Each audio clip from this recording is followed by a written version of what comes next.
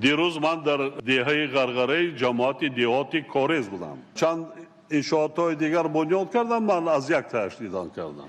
صاحبکار وطنی از همین دیها برای همدیهگان خودشان به این نوبت گرفته حسابی کتاب کرده برآمده است.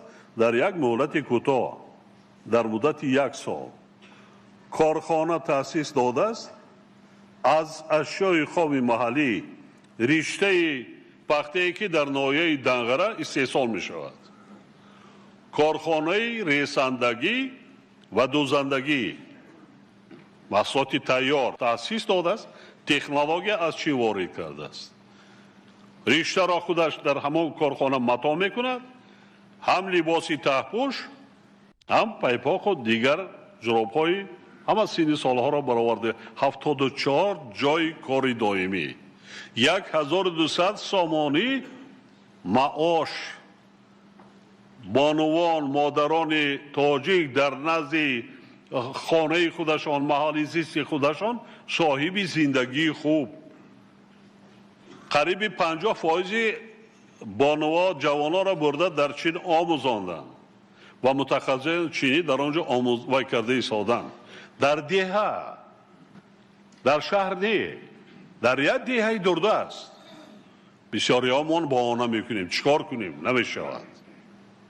کاری نمیشدگی در دنیا نیست، خودمون نمیشویم، برای که ذوق نداریم، حس ملی نداریم. بسیارمان ظاهر پرستی میکنیم، در نکوی زبانمان است.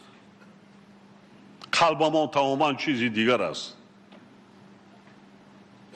اگر شخصی ننگ و ناموس داشته باشد، حس بلند ملی و وطن دوستی داشته باشد، کارا او قدر مبلغ زیاد را طلب نمی کند. از بودجه نکرده هستند. با قوه مردم، اهل دیه، صاحبکاران همون محل، فقط زبان شیرین، معامله خوش با مردم کار کردن، قابلیتی تشکیلاتچی داشتند.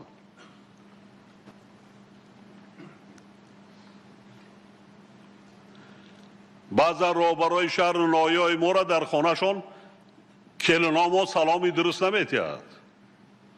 لیکن در نزد مردم کروفر را بینید، او که کروفر روبر دولت ندارد. با نزد روبر دولت مردم تیزتر در آمده عرض شکایتش میگوید نسبت در رئیس روبر شهر، نایه و ولایت، ساختارهای ولایتی. من دیدم صاحب کاران اما خودی مردمی همون دیه، یا که خود دیه پوشین 16 کیلومتر راه های بین دیه را با سطح درجه بلند راه بنیاد کردن، ساختن، منفش کردن، چراغان کردن. یک شهرکی زمانوی شده است. یگان سامانی از بودجه نایه و جمهوری طلب کردگی نیست. و سر و لباس مکتب بچه‌ها را دیدین، آموزگارا را دیدین. نمونه عبرت با مکتب بچه‌هایان دیگر شهر نایه مملکت است. من پرسان شدم رهبر مؤسسه تعلیمی، سال گذشته 97 کس بچه ها تمام کردن مکتب میانه را. از 97 نفر 90 نفرش به دانشگاه ها و دانشکده های مملکت داخل شدند. من اصلا با چنین آموزگارا چون این نشانه بلند بودن صفت تعلیم و تربیت در این مؤسسه تعلیمی است.